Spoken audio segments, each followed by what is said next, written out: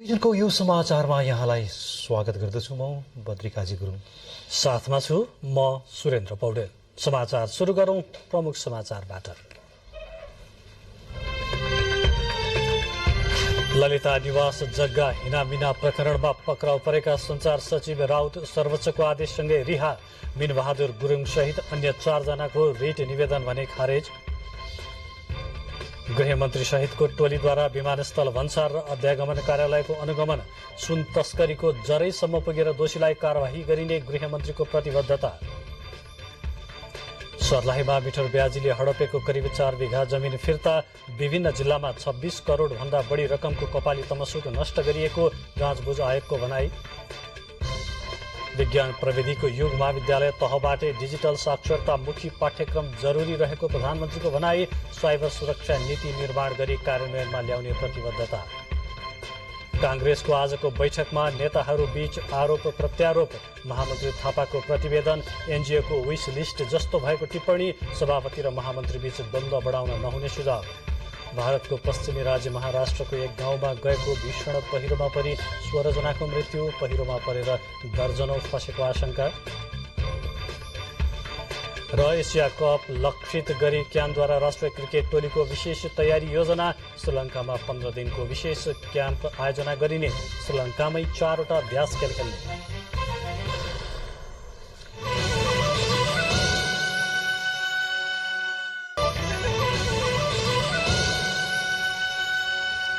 समाचार अब विस्तारमा।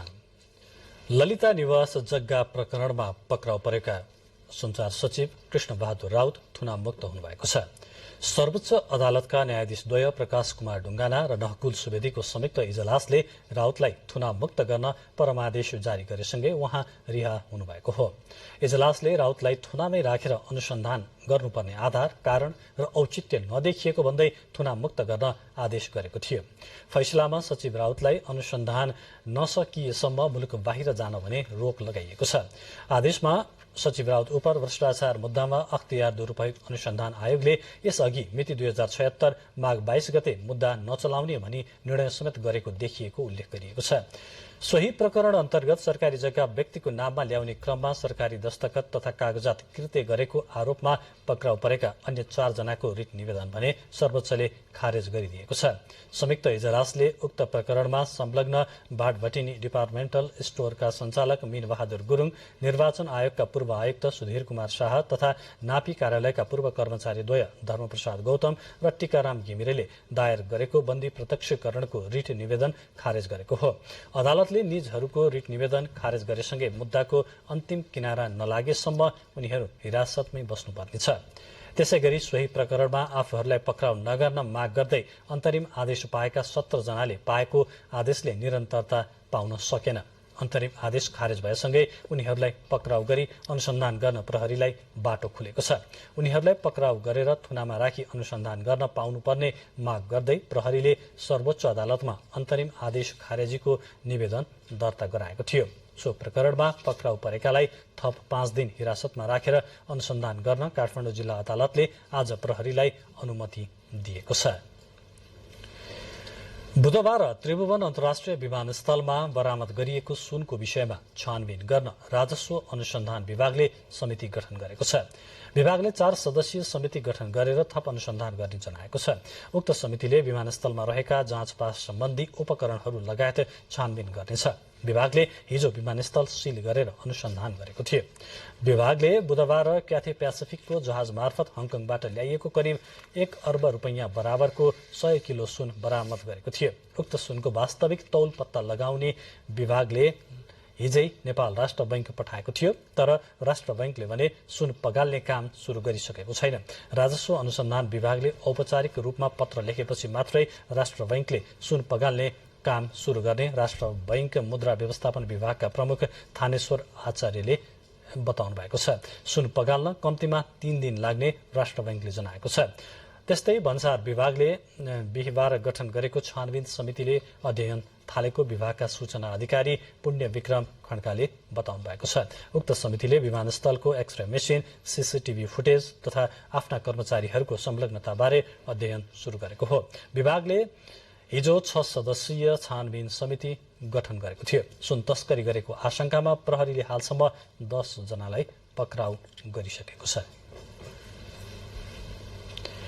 यसैबीचमा उपप्रधानमन्त्री तथा गृहमन्त्री नारायण काजी श्रेष्ठ सहितको टोलीले त्रिभुवन अन्तर्राष्ट्रिय विमानस्थल भन्सार कार्यालयबाट अवैध रूपमा सुन भित्राउने जोसुकै भए पनि कारवाही गरिने उपप्रधानमन्त्री एवं गृहमन्त्री श्रेष्ठले बताउनु भएको छ। आज विमानस्थल भन्सार र अध्यागमन कार्यालयको अनुगमन गर्न पुग्नुभएका गृहमन्त्री श्रेष्ठले अहिलेको घटनाका दोषीलाई कारवाही र आगामी दिनमा यस्ता घटना हुन नदिन नयाँ योजना बनाइने बताउनु भएको छ। अनुगमनपछि सञ्चारकर्मीहरूलाई दिनुभएको संक्षिप्त प्रतिक्रियामा उहाँले विगतका घटना हेरेर केही सावधानी अपनाउनु पर्ने भए पनि कमी कमजोरी भएको बताउनुभयो। अवैध सुन आयातको जरैसम्म पुगेर दोषीलाई कारवाही गरिने पनि उहाँले बताउनुभयो। नेतृत्वमा हामीले अहिले व्यवहारिक नेतृत्व गरिराखेका छौँ। गृह मन्त्रालयले यसमा आम जनताको समर्थन छ। संगठित ढङ्गले कुनै पनि प्रकारबाट यसलाई असफल पार्ने, यसलाई चाहिँ दिग्भ्रमित काम भयो भने त्यसबाट हामी विचलित हुने छैनौँ। हामी सुशासन स्थापना गरेको कामलाई दृढतापूर्वक अगाडि बढाउनेछौँ। कसैले नसोचे हुन्छ कि यसलाई भ्रम पार्न सकिन्छ, यसलाई विचलित गर्न सकिन्छ भनेर नसोच्नु। भन्सारको सुरक्षा जाँच पास गर्ने मेसिन लगायतको कमजोरी बाहिरिएपछि टोली निरीक्षणमा गएको हो। भन्सार विभागका निर्देशक समेत रहनुभएका प्रवक्ता पुण्य विक्रम खड्काका अनुसार विभागका खरिदार कुमार ढकाललाई निलम्बन गरिसकिएको छ भने भन्सार अधिकृत सन्तोष चन्दलाई निलम्बनका लागि अर्थ मन्त्रालयमा सिफारिस गरिएको छ। त्यस्तै भन्सार एजेन्ट यादव पराजुलीलाई समेत निलम्बन गरिएको प्रवक्ता खड्काले जानकारी दिनुभयो। त्रिभुवन अन्तर्राष्ट्रिय विमानस्थल भन्सार कार्यालयबाट बुधबार स्कुटर र मोटरसाइकलको ब्रेक सूको नामबाट करिब 100 किलो सुन जाँच पास गराउने कर्मचारीलाई भन्सार विभागले निलम्बन गरेको हो। गत बुधबार अन्तर्राष्ट्रिय विमानस्थल भन्सार कार्यालयबाट बाहिरिएको करिब 1 क्विन्टल सुन राजस्व अनुसन्धान विभागले बरामद गरेको थियो। यो प्रकरणमा अनुसन्धान गर्न सुन बोकेको ट्याक्सी चालकसहित 10 जना पक्राउ परिसकेका छन्। यसैबीच गृहमन्त्रीको राजीनामाको माग गर्दै राष्ट्रिय युवा संघ नेपालले विरोध स्वरूप राँके जुलुस प्रदर्शन गरेको छ। त्रिभुवन अन्तर्राष्ट्रिय विमानस्थल भन्सार कार्यालयबाट बुधबार स्कुटर र मोटरसाइकल ब्रेक सूको नामबाट करिब 100 किलो सुन पक्राउ परेपछि सुरक्षा फितलो भएको भन्दै राजीनामाको माग गर्दै विरोध प्रदर्शन गरेका हुन्। युवा संघले केन्द्रीय कार्यालय बिजुली बजारदेखि नयाँ मानेश्वरसम्म राँके जुलुस प्रदर्शन गरेको थियो। संघले आन्दोलनलाई निरन्तरता दिने पनि जनाएको छ।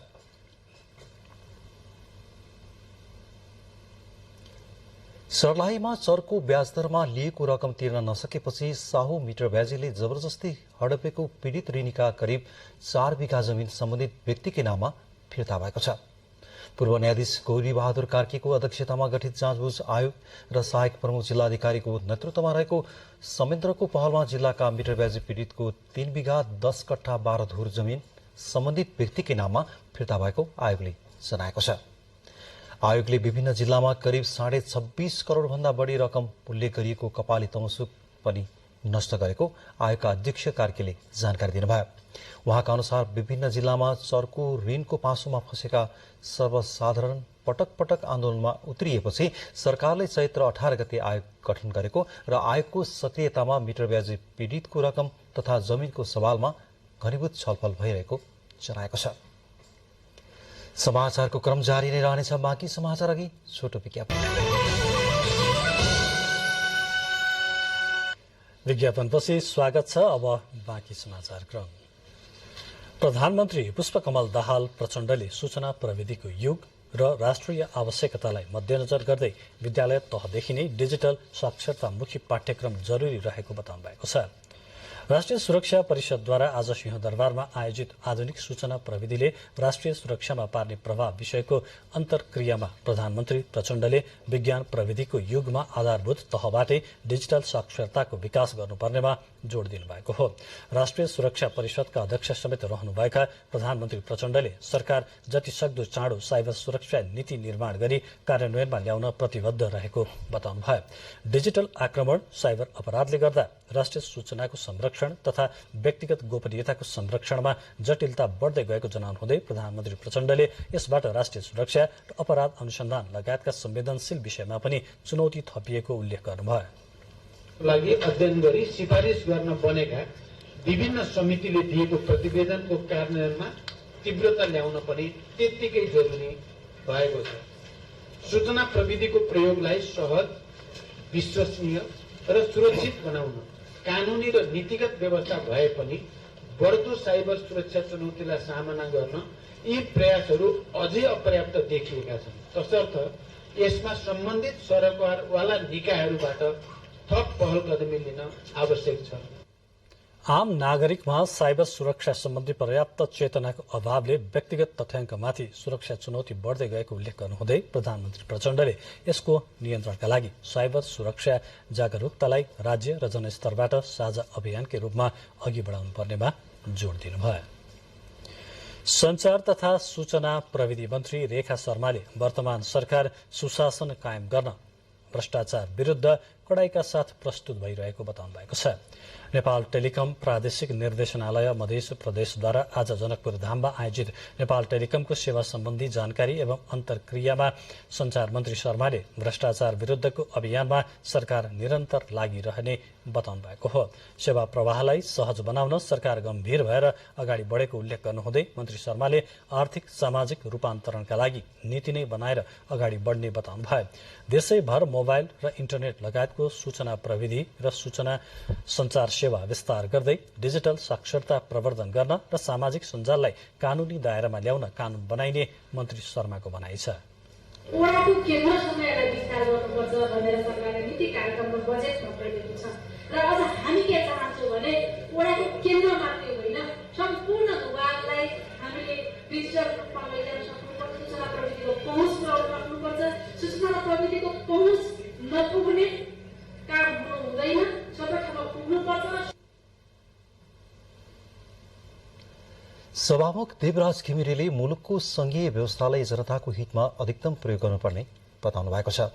संघीय संसद सचिवालयले काठमाडौँको चन्द्रगिरीमा आयोजना गरेको संघीय संसद र प्रदेश सभाको अनुभव आदान प्रदान एवं अन्तर्क्रिया कार्यक्रमलाई उद्घाटन गर्दै सभामुख घिमिरेले आवश्यक कानून बनाउँदै मुलुकको संघीय व्यवस्थालाई जनताको हितमा अधिकतम प्रयोग गर्नुपर्ने बताउनु भएको हो।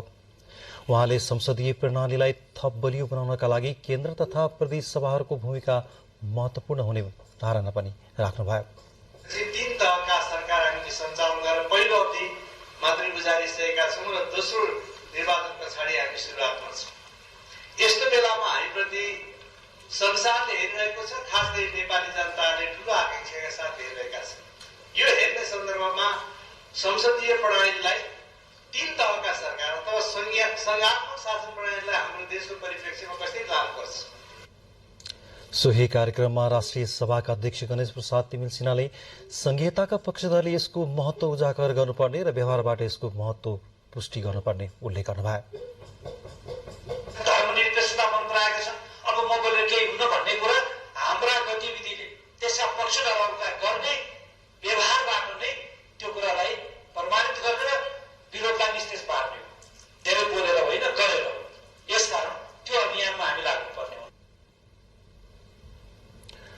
समाचारमा अब नेपाली कांग्रेसको जारी केन्द्रीय समितिको बैठक सम्बन्धी प्रसंग। सामाजिक सञ्जाल मार्फत प्रत्यक्ष रूपमा आम नागरिकहरूले नियालिरहेका नेपाली कांग्रेसको जारी केन्द्रीय कार्य समितिको बैठकमा नेताहरूले आफ्ना असन्तुष्टिहरू खुलेरै प्रकट गरिरहनु भएको छ।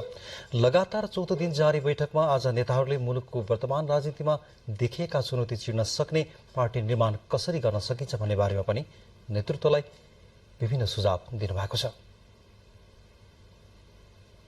मुलुककै पुरानो प्रजातान्त्रिक दलको केन्द्रीय कार्य समिति बैठकमा केन्द्रीय सदस्यहरूले पूर्ण प्रजातान्त्रिक अभ्यासको प्रयोग गरिरहेका देख्न सकिन्छ। बैठकको चौथो दिन सकिँदा पार्टीको शीर्ष नेतृत्वमा रहनुभएका सभापति शेरबहादुर देउवादेखि उपसभापति महामन्त्री लगायत सबैलाई देश, जनता र दलको हितमा रहेर जिम्मेवार व्यवहार देखाउन सदस्य नेताहरूले सचेत बनाइरहनु भएको छ। यतिसम्म कि महामन्त्री गगन कुमार थापाले बैठकमा पेश गरेको वार्षिक कार्ययोजनाको प्रतिवेदनलाई एनजीओको विश लिस्ट जस्तो भएको भन्दै टिप्पणी समेत गर्न भ्याएका छन्। त्यस्तै पार्टी जीवन नै संकटमा पर्न थालेको बताएका कतिपयले भने एउटै व्यक्तिलाई दुई पटक भन्दा बढी प्रधानमन्त्री हुने व्यवस्था गर्न नहुने धारणा राख्नु भएको छ। मुलुकको राजनैतिक अवस्थाबारे धारणा राख्दै केही नेताहरूले जनअपेक्षा अनुरूप संघीयताको पूर्ण कार्यान्वयनको विषयमा पुनः विचार गर्ने बेला आएको बताउनु भयो भने कतिपय नेताहरूले पार्टी महाधिवेशनमा सबै सक्रिय सदस्य लेभलबाट भोट हाल्न पाउनुपर्ने धारणा राख्नुभयो।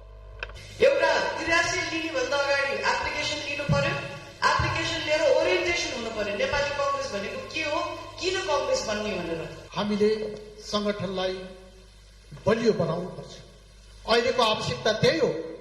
2084 सालमा नेपाली कांग्रेसको नेतृत्वमा सरकार बनाएर मात्रै होइन, नेपाली कांग्रेसको माध्यमद्वारा देशलाई समृद्धिको बाटोमा अग्रसर गराउने अभिभार हाम्रो छ। उपचुनावको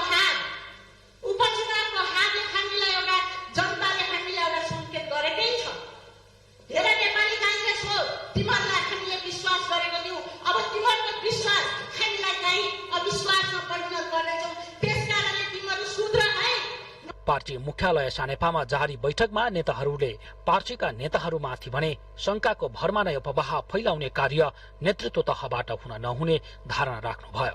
मुलुक परिवर्तनका लागि पार्टीले गरेका थुप्रै राम्रा कामहरूको प्रचार भने हुन नसकेको प्रति पनि नेताहरूले नेतृत्व तहको ध्यानाकर्षण गराउनुभयो। बैठकमा नेताहरूले पार्टी र जनताको मुद्दामा केन्द्रित हुनुपर्ने बैठक सभापति र महामन्त्री बीच द्वन्द्व बढ़ाउने किसिमले अघि बढ्दै गएको भन्दै सचेत बनाउनुभयो।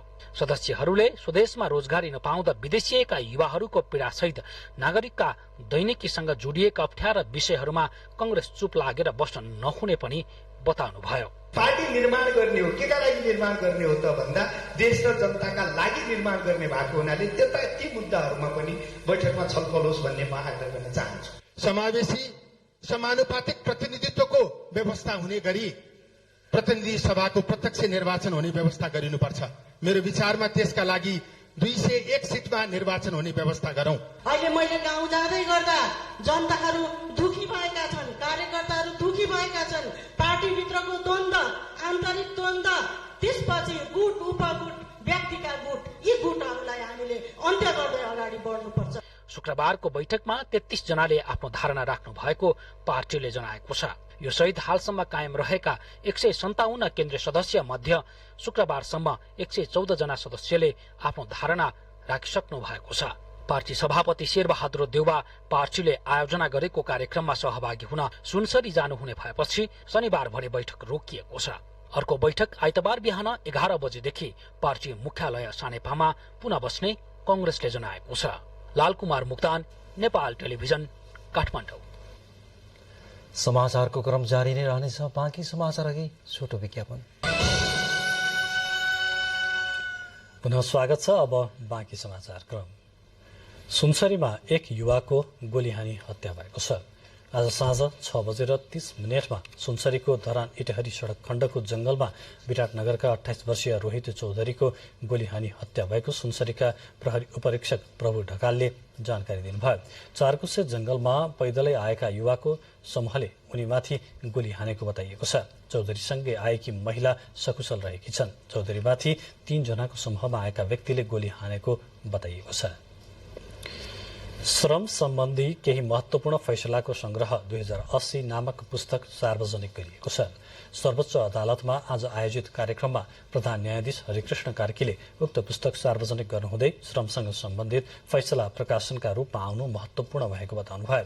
उहाँले श्रमसँग सम्बन्धित नजिरलाई समेटेर पुस्तक प्रकाशन भएकोले न्यायालय र न्यायसँग सम्बन्धित व्यक्तिलाई यो पुस्तकले मार्गदर्शन प्रदान गर्नेमा विश्वास व्यक्त गर्नुभयो। श्रम सम्बन्धी विधिशास्त्रको कार्यान्वयन र श्रम कानूनको विकासमा संग्रहले योगदान पुर्याउने उहाँको भनाइ छ।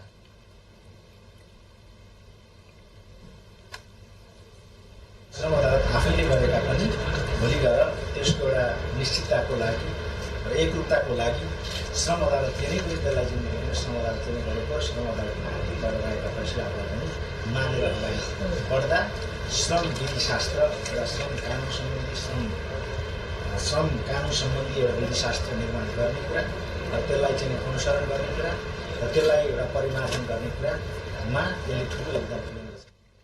श्रम अदालतका अध्यक्ष वासुदेव आचार्यले श्रमसँग सम्बन्धित कानून र अदालतबाट भएका फैसला सम्बन्धी खोज र अध्ययन गर्न सहज होस् भन्ने उद्देश्यले पुस्तक प्रकाशन गरिएको बताउनुभयो। पछिल्लो समय श्रम अदालतमा मुद्दाको संख्या बढ्दै गएको उहाँको भनाइ छ। श्रम अदालतका न्यायाधीश निशा बानियाले सर्वोच्च अदालत र श्रम अदालतले गरेका महत्वपूर्ण 50 वटा फैसलाको संग्रह पहिलो पटक प्रकाशन गरिएको बताउनुभयो। श्रम अदालत 2052 सालमा एक न्यायाधीशले मुद्दा हेर्ने गरी र 2077 सालदेखि 3 सदस्य न्यायाधीशबाट मुद्दाको सुनवाई भइरहेको छ। निर्माण व्यवसायीले सरकारले भुक्तानी गर्नुपर्ने करिब 50 अर्ब रुपियाँ तत्काल भुक्तानी गर्न दबाव दिएका छन्। भुक्तानी नभए काम ठप्प पार्ने चेतावनी समेत उनीहरूले दिएका छन्।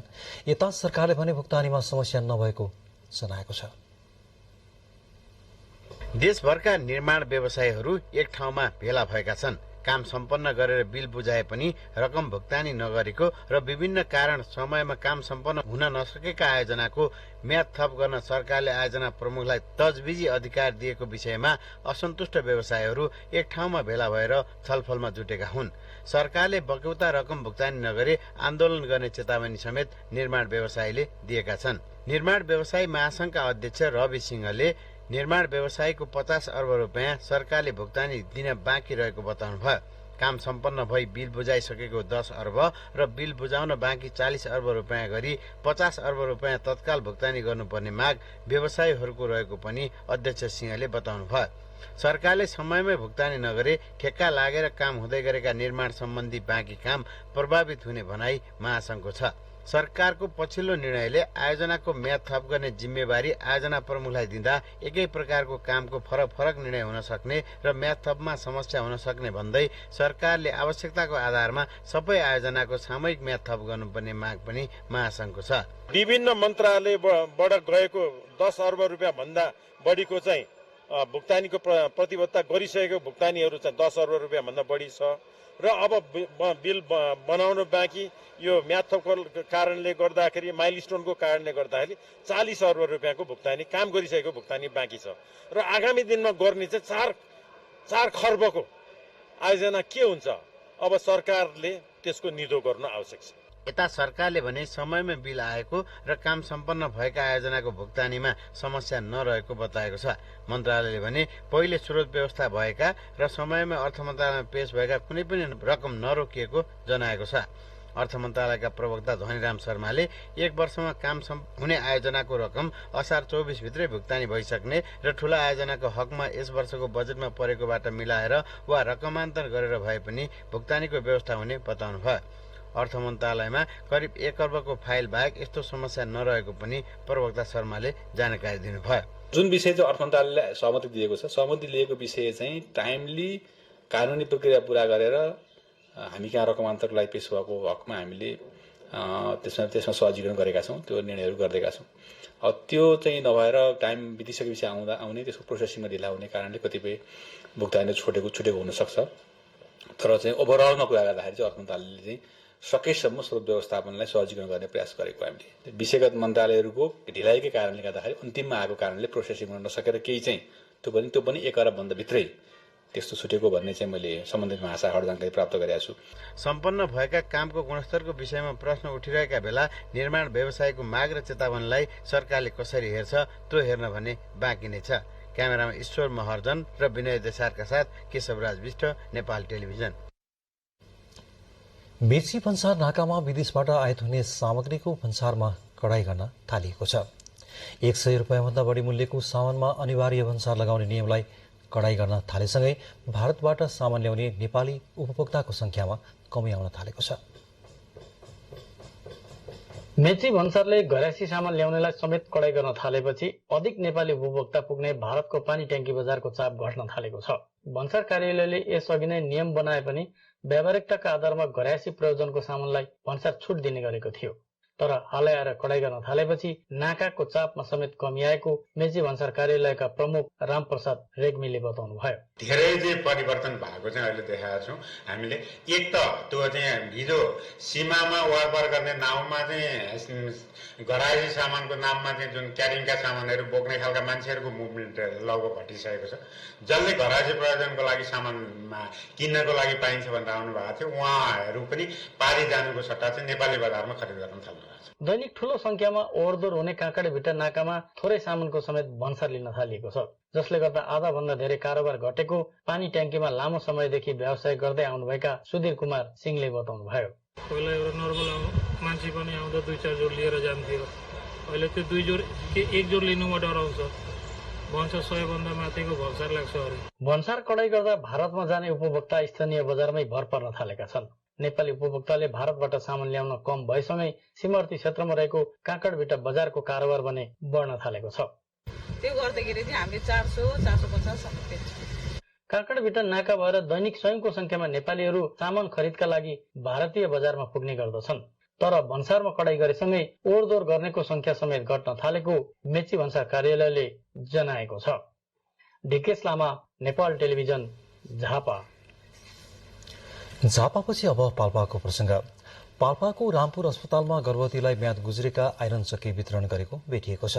रामपुर नगरपालिकाले गरेको अनुगमनमा अस्पतालको गर्भवती जाँच गर्ने कक्षमै 1500 भन्दा धेरैवटा आइरन चक्कीका ट्याब्लेटहरूको म्याद गुज्रेको फेला पारेको हो।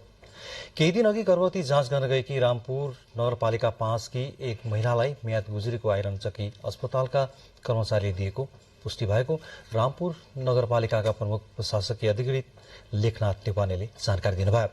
अस्पतालका भण्डार प्रमुख हीरा विकले गर्भवती परीक्षण कक्षबाटै वितरण भएको र म्याद गुज्रिएका आइरन चक्की गर्भवतीले लैजानु अस्पतालको कमजोरी भएको स्वीकार गर्नुभयो।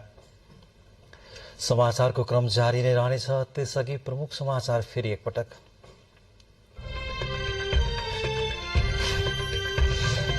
ललिता निवासका हिनामिना प्रकरणमा पक्राउ परेका संचार सचिव राउत सर्वोच्चको आदेशसँगै रिहा। मीनबहादुर गुरुङ सहित अन्य 4 जनाको रिट निवेदन भने खारेज। गृहमन्त्री सहितको टोलीद्वारा विमानस्थल भन्सार अध्यागमन कार्यालयको अनुगमन। सुन तस्करीको जरैसम्म पुगेर दोषीलाई कारवाही गरिने गृहमन्त्रीको प्रतिबद्धता। सर्लाहीमा मिटर ब्याजीले हडपेको करिब 4 बिघा जमिन फिर्ता। विभिन्न जिल्लामा 26 करोड भन्दा बढी रकमको कपाली तौसुक नष्ट गरिएको जाँच बुझाएको भनाए। विज्ञान प्रविधिको युगमा विद्यालय तहबाटै डिजिटल साक्षरतामुखी पाठ्यक्रम जरुरी रहेको प्रधानमन्त्रीको भनाई। साइबर सुरक्षा नीति निर्माण गरी कार्यान्वयनमा ल्याउने प्रतिबद्धता। कांग्रेसको आजको बैठकमा नेताहरूबीच आरोप प्रत्यारोप। महामन्त्री थापाको प्रतिवेदन। एनजिओको विश लिस्ट जस्तो भएको टिप्पणी। सभापति र महामन्त्रीबीच द्वन्द्व बढाउन नहुने सुझाव। भारतको पश्चिम राज्य महाराष्ट्रको एक गाउँमा गएको भीषण पहिरोमा परि 16 जनाको मृत्यु। पहिरोमा परेर दर्जनौं फँसेको आशंका। र एसिया कप लक्षित गरी क्यानद्वारा राष्ट्रिय क्रिकेट टोलीको विशेष तयारी योजना। श्रीलंकामा 15 दिनको विशेष क्याम्प आयोजना गरिने। श्रीलंकामै 4वटा अभ्यास खेल खेल्ने।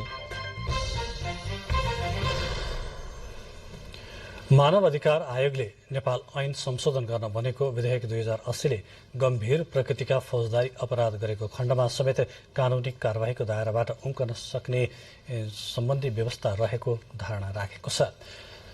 आयोगमा भएको पत्रकार सम्मेलनमा उक्त कानूनी प्रावधानले जुनसुकै राजनैतिक दल वा समूहले हिंसात्मक तथा गम्भीर प्रकृतिका फौजदारी अपराध गरेको खण्डमा समेत राजनैतिक दल, नेता, कार्यकर्ता र राजनैतिक सहमति मार्फत कानूनी कार्यवाहीको दायराबाट उम्कन सक्ने जनाएको हो। सक्षम अदालतबाट न्यायिक परीक्षण हुन नपाउने वा न्यायिक परीक्षण भइसकेको अवस्थामा मुद्दा फिर्ता लिने कार्यले दोषीले उन्मुक्ति पाउने र आम जनसाधारणमा न्याय प्रणालीप्रतिको विश्वसनीयतामा ह्रास हुँदै जाने खतरा हुने आयोगको भनाइ छ। यसैगरी गैर हत्या जस्तो नरसंहारको घटना, द्वन्द्वकालीन हत्या, यौन हिंसा, बेपत्ता जस्ता मुद्दा समेत ओझेलमा पर्न सक्ने आयोगको ठहर छ। विधान दिने, अदालतले सुनवाई गर्ने र अदालतको स्वीकृतिबाट मात्र मुद्दा फिर्ता लिने सामान्य कार्यविधि रहेको छ। तर त्यस्तो कार्यविधिलाई समेत व्यवस्था गरी न्यायपालिकाको भूमिकालाई समेत सीमित गर्दै राजनीतिक आवरणमा मुद्दा फिर्ता लिने कार्यले पीडितको स्वच्छ सुनाएको अधिकार तथा राहत र क्षतिपूर्ति सहितको न्याय पाउने अधिकारमाथि कुठाराघात हुन पुग्दछ। पीडित रूपमा डर धम्की बढ्न गई अराजकताको अवस्था सिर्जना हुनुका साथै दण्डहीनताले प्रशय पाउँदछ। यो विधेयक व्यवस्थापिका संसदमा विचाराधीन अवस्थामा रहेको छ। विधेयकको दफा 64 मा रहेको मुलुकी फौजदारी कार्यविधि संहिता 2074 को दफा 116 मा क थप गरी शान्तिपूर्ण राजनीतिको मूलधारमा ल्याउन मुद्दा फिर्ता लिन सकिने प्रावधान सहित व्यवस्थापिका संसदमा पेश गरिएको छ। नेपाली कांग्रेसका जिल्ला सचिव भैयाराम यादव र नेकपा एकीकृत समाजवादीका जिल्ला उपसचिव ध्रुव यादवलाई प्रहरीले गरेको कुटपिटको विरोधमा जुलुस तथा आन्दोलन भएको छ। दुई पार्टीले गर्दै आएको आन्दोलनमा आज तेस्रो दिन जनमत पार्टी र नागरिक उन्मुक्ति पार्टीले पनि जनसहभागिता जनाएका छन्। प्रहरी नायब उपरीक्षक पुरुषोत्तम सिंह पाण्डेय र प्रहरी निरीक्षक रूपेश शाहसहित घटनामा संलग्न दोषी प्रहरीलाई निलम्बन नगरेसम्म आन्दोलन जारी रहने नेपाली कांग्रेस बाराका उपसभापति मनोज भट्टले बताउनुभयो। सवारी दुर्घटनाको विषयमा छलफल चलिरहेका बेला प्रहरी निरीक्षक रूपेश शाहले नेताहरूलाई गाली गरेपछि सवाल जवाफ हुँदा यादवमाथि कुटपिट भएको हो। कुटाईबाट यादवको आँखा, कान, टाउको लगायत ठाउँमा चोटपटक लागेको छ। छानबिनमा दोषी देखिए कारवाही गरिने बताउँदै तत्कालका लागि कारवाही स्वरूप नायब उपरीक्षक पाण्डेय र निरीक्षक शाहलाई मध्य प्रदेश प्रहरी कार्यालयमा सरुवा गरिएको बारा प्रहरीले जनाएको छ। पोखरा स्थित सेती नदीमा विभिन्न घाटहरूबाट अवैध रूपमा नदीजन्य सामग्रीको दोहन भइरहेको पाइएको छ। उक्त नदी स्थित यामदी, सहस्त्रधारा एवं रुद्र महादेव घाट लगायतबाट बिना टेन्डर नदीजन्य सामग्रीको जथाभावी दोहन भइरहेको पाइएको हो। दोहनकर्ता मजदूरहरूले बिहान तथा दिउँसोको समयमा विभिन्न घरेलु औजारको प्रयोग गर्दै थुन्से तथा बोरामा सामग्री बोकेर नदी छेउ लगी थुपार्ने गरेका छन्। थुपारिएको सामग्री रातको समयमा लुकीछिपी बिक्री वितरण हुने गरेको तटीय क्षेत्रका बासिन्दाले जानकारी दिएका छन्। दोहन भइरहेका बारे आफूहरूलाई थाहा नभएको र थाहा भएपछि कारवाही गरिने पोखरा महानगरपालिकाका प्रवक्ता समेत रहनुभएका पोखरा 25 हेम्जाका वडा अध्यक्ष मोतीलाल तिमेल सिन्हाले बताउनुभयो।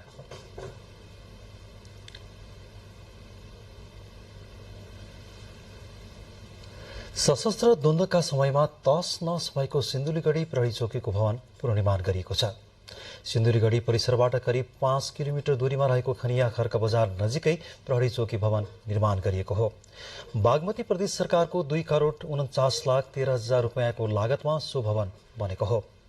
नवनिर्मित भवनको उद्घाटन गर्दै बागमती प्रदेश सरकारका आन्तरिक मामिला तथा कानून मन्त्री गंगा नारायण श्रेष्ठले बागमती प्रदेश सरकारले यो सहित 47वटा प्रहरी भवन निर्माण गरी हस्तान्तरण गरिसकेको र 21वटा प्रहरी भवन निर्माणाधीन रहेको जानकारी दिनुभयो। प्रहरी महानिरीक्षक वसन्त बहादुर कुँवरले नेपाल प्रहरी परिष्कृत हुँदै अघि बढेको बताउनु भएको छ। आज काठमाडौँमा प्रहरी वरिष्ठ परीक्षक डाक्टर मनोज कुमार केसीद्वारा लिखित पुस्तक इन्हान्सिङ पुलिसिङ इन नेपाल नामक पुस्तकको विमोचन गर्दै महानिरीक्षक कुँवरले राज्यमा हुने अपराध नियन्त्रणमा मात्र नभई बौद्धिक क्षेत्रमा समेत प्रहरीले आफ्नो क्षमता विस्तार गर्दै लगेको बताउनुभयो। कार्यक्रममा नेपाली सेनाका अवकाश प्राप्त रथी बालानन्द शर्माले पुस्तकमा संघ र प्रदेशमा प्रहरीको संरचना कस्तो बनाउने, सामुदायिक प्रहरीको विस्तार गर्ने र नागरिकसँग प्रहरीलाई सहजै जोड्ने आधारहरूका बारेमा उल्लेख गरिएको बताउनुभयो। लेखक डाक्टर केसीले भने अनुसन्धानमा आधारित भएर तयार पारिएको पुस्तकले मानवीय र सामाजिक सुरक्षाको विषयमा विस्तृत खोज गरेको बताउनुभयो।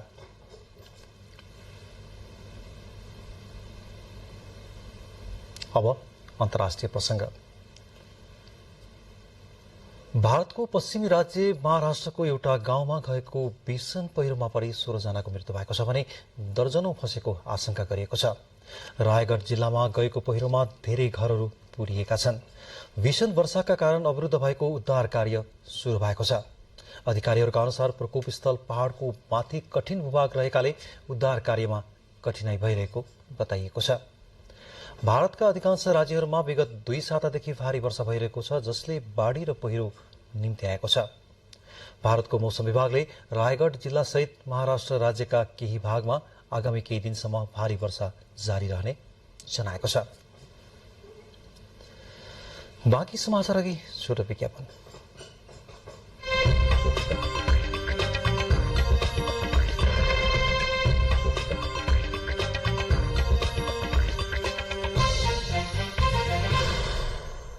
अब आर्थिक समाचार। विद्यालय शिक्षा सुधार कार्यक्रमका लागि युरोपेली युनियनले नेपाललाई 10.5 अर्ब रुपैयाँ अनुदान दिने भएको छ। अर्थ मन्त्रालयमा आज आयोजित एक कार्यक्रममा नेपालको शिक्षा र वातावरण क्षेत्रमा खर्च गर्ने गरी उक्त अनुदान सम्बन्धी सम्झौता पत्रमा हस्ताक्षर भएको हो। सबैका लागि गुणस्तरीय शिक्षा क्वालिटी एजुकेशन फर अल कार्यक्रम र स्थानीय स्तरमा जलवायु परिवर्तन अनुकूलन local adaptation to climate change कार्यक्रमका लागि अनुदान सम्झौता भएको हो। सबैका लागि गुणस्तरीय शिक्षा कार्यक्रम अन्तर्गत विद्यालय शिक्षा क्षेत्र योजना कार्यान्वयनका लागि 7 अर्ब 38 करोड रुपैयाँ बराबरको अनुदान सम्झौता भएको छ भने जलवायु परिवर्तन अनुकूलन कार्यक्रमका लागि 3 अर्ब 25 करोड रुपैयाँ बराबरको सम्झौता भएको हो। यी दुवै कार्यक्रमका लागि 10 अर्ब 53 करोड रुपैयाँ बराबरको अनुदान युरोपेली संघबाट नेपालले पाउनेछ। सरकारी तथा सामुदायिक विद्यालयमा शिक्षाको गुणस्तर बढाउनका लागि सबैका लागि गुणस्तरीय शिक्षा कार्यक्रम मार्फत यो रकम खर्च गरिने अर्थ सचिव अर्जुन प्रसाद पोखरेलले जानकारी दिनुभयो। पूर्वी नवलपरासीका किसानहरूले गाई भैँसी पालनलाई प्राथमिकता दिन थालेपछि जिल्लामा वार्षिक 2 अर्ब रुपैयाँ बराबरको दूध उत्पादन हुन थालेको छ। यस जिल्लामा मात्रै 98वटा चिस्यान केन्द्र रहेको र ती चिस्यान केन्द्रमा दैनिक 1,56,000 लिटर दूध जम्मा हुने गरेको कृषि ज्ञान केन्द्रले जानकारी दिएको छ। नवलपरासी पूर्वमा दूध व्यवसाय फस्टाउँदो रूपमा अगाडि बढ्दै जान थालेपछि जिल्ला दूधमा आत्मनिर्भर बन्दै गएको छ। नवलपरासी पूर्वको मुकुन्दपुर, गैंडाकोट, अमरापुरी, रजहट, देवचुली, काबुसुती, मध्यबिन्दु लगायतका ठाउँहरूमा भैँसी र गाई पालन व्यवसाय निकै फस्टाउन थालेपछि यसतर्फ 25,000 घर परिवार प्रत्यक्ष रूपमा लाभान्वित भएको जिल्ला कृषि ज्ञान केन्द्रको तथ्याङ्कमा उल्लेख छ। जिल्लाको सबैभन्दा बढी दूध उत्पादन क्षेत्रका रूपमा गैंडाकोटमा भैँसी नपाल्ने कुनै घर नै छैन भने अन्य ठाउँमा पनि दूध व्यवसायको पकेट क्षेत्रका रूपमा रहेका छन्। मुकुन्दपुरमा 22 वर्षदेखि गाई पालन शुरू गर्नु भएको हुम्कला सुवेदीले अहिले पनि 115 बढी होल स्टोन गाई पाल्नु भएको छ। उहाँले यो क्षेत्रमा सबैभन्दा बढी गाई पालन गर्नु भएको छ। यसबाट सुवेदीले दैनिक 500 लिटर दूध बिक्री गरेको र यो व्यवसायले धेरै राम्रो भएको बताउनुहुन्छ। 58 सालबाट अहिले कति वर्ष भइसक्यो गाई पालन नै सुरु गरेको। दैनिक दूध त्यही 500 देखि 550 जति छ। नवलपरासी पूर्वमा वार्षिक 2 अर्बको दूध उत्पादन हुने गरेको छ। जिल्ला दूध उत्पादनमा आत्मनिर्भर मात्रै होइन, यहाँको दूध देशैभरि बिक्री हुने गरेको अमरापुरी बहुद्देश्य सहकारी संस्था लिमिटेडका व्यवस्थापक विष्णु प्रसाद काफले बताउनुहुन्छ। किसानहरूले उत्पादन गरेको दूध हामीले संग्रह गर्छौं र त्यो दूधबाट हामीले स्थानीय स्तरमा आवश्यक पर्ने दूध, दही, पनिर, घिउ, नुहाउने, कुराउने, क्रिम, आइसक्रिम आदि दुग्ध परिकारहरू हामीले उत्पादन गर्छौं र यहाँ स्थानीय बजारमा बिक्री गर्छौं। नवलपरासी पूर्वमा मात्रै 98 चिस्यान केन्द्र रहेको छ भने ती चिस्यान केन्द्रमा 1,56,000 लिटर दूध दैनिक रूपमा जम्मा हुने गर्दछ। जिल्लामा जर्सी, होल स्टोन जातका गाई पालिन्छ भने भैँसीको तुलनामा गाई पालन बढी हुने गरेको छ। मासिक 9 लाख दूध बिक्रीबाट आउने गरे पनि खर्च पनि त्यही अनुपातमा हुने गरेको कृषक सुवेदी बताउनुहुन्छ। हाम्रो दूधको महिनामा 8 लाख 9 लाख हुँदैछ भने 6 लाख खायो भने 3 लाख। किसानले अहिले दूध प्रति लिटर रु 70 देखि रु 75 रुपियाँसम्ममा दूध डेरीले खरिद गर्ने गरेका छन् भने यो पेसाबाट राम्रो आमदानी लिँदै आएको भेडाबारीका कृषक विष्णु प्रसाद भूषाल बताउनुहुन्छ।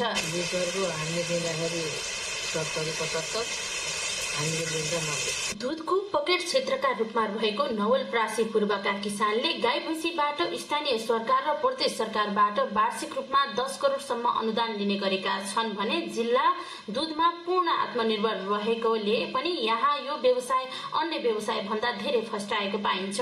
नेपाल टेलिभिजनका लागि कल्पना कुमार, गण्डकी प्रदेश, नवलपुर। आर्थिक समाचारपछि अब खेलकुद समाचार।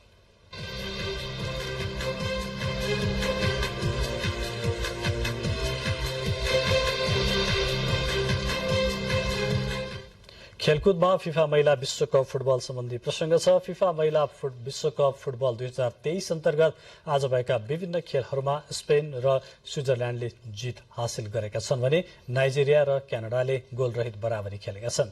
बचमान र सैरेना पियुबेलले गोल गरी यो जितले स्विजरल्याण्डलाई। फुटबलपछि अब क्रिकेटको प्रसंग। नेपाली राष्ट्रिय क्रिकेट टिमले आसन्न एसिया कपका लागि श्रीलंकामा विशेष तयारी गर्ने भएको छ। पहिलो पटक एसिया कप क्रिकेट खेल्ने तयारीमा रहेको नेपालले त्यसका लागि विशेष तयारी गर्ने नेपाल क्रिकेट संघ क्यानले जनाएको छ। क्यानले आज विज्ञप्ति जारी गर्दै एसिया कपका लागि श्रीलंकामा 15 दिनको स्पेशल हाई पर्फर्मेन्स क्याम्प आयोजना गर्ने जनाएको हो। विशेष तयारीका क्रममा नेपाली खेलाडीले कडा प्रशिक्षण लिने र अनुभवी प्रशिक्षक र सहयोगी स्टाफको मार्गदर्शनमा श्रीलङ्कन डेभलपमेन्ट टिमसँग 4 अभ्यास खेल खेल्ने समेत क्यानले जानकारी दिएको छ। राम्रो टिम विरुद्ध खेल सुनिश्चित गर्न सहयोग गरेकोमा क्यानले श्रीलङ्का क्रिकेटलाई धन्यवाद दिएको छ। एसिया कप क्रिकेट आगामी अगस्त 30 देखि सेप्टेम्बर 17 सम्म पाकिस्तान र श्रीलङ्कामा हुनेछ।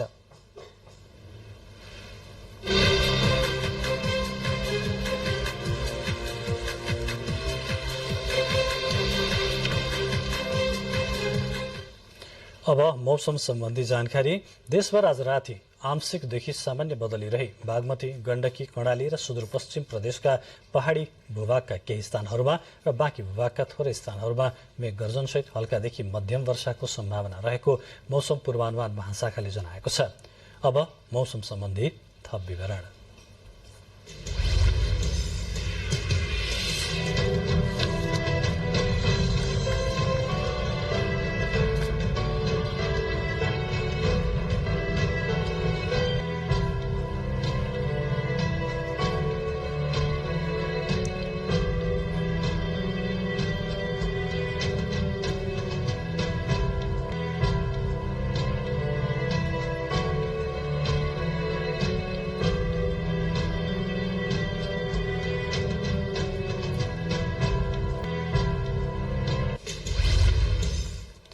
अब बुलेटिनको अन्त्यमा बुलेटिनका प्रमुख समाचार पुनः एकपटक। ललिता निवास जग्गा हिनामिना प्रकरणमा पक्राउ परेका संचार सचिव राउत सर्वोच्चको आदेशसँगै रिहा। मीनबहादुर गुरुङ सहित अन्य 4 जनाको रिटे निवेदन भने खारेज। गृहमन्त्री सहितको टोलीद्वारा विमानस्थल भन्सार र अध्यागमन कार्यालयको अनुगमन। सुन तस्करीको जरैसम्म पुगेर दोषीलाई कार्यवाही गरिने गृहमन्त्रीको प्रतिबद्धता। सर्लाहीमा मिटर ब्याजले हडपेको करिब 4 बिघा जमिन फिर्ता। विभिन्न जिल्लामा 26 करोड़ भन्दा बढी रकमको कपाली तमसुक नष्ट गरिएको जाँचबुझ आयोगको भनाई। विज्ञान प्रविधिको युगमा विद्यालय तहबाटै डिजिटल साक्षरता मुख्य पाठ्यक्रम जरुरी रहेको प्रधानमन्त्रीको भनाई। साइबर सुरक्षा नीति निर्माण गरी कार्यान्वयनमा ल्याउने प्रतिबद्धता। कांग्रेसको आजको बैठकमा नेताहरूबीच आरोप प्रत्यारोप। महामन्त्री थापाको प्रतिवेदन। एनजीओको विश लिस्ट जस्तो भएको टिप्पणी। सभापति र महामन्त्री बीच दूरत्व बढाउन नहुने सुझाव। भारतको पश्चिमी राज्य महाराष्ट्रको एक गाउँमा गएको भीषण पहिरोमा परि 16 जनाको मृत्यु। पहिरोमा परेर दर्जनौं फँसेको आशंका।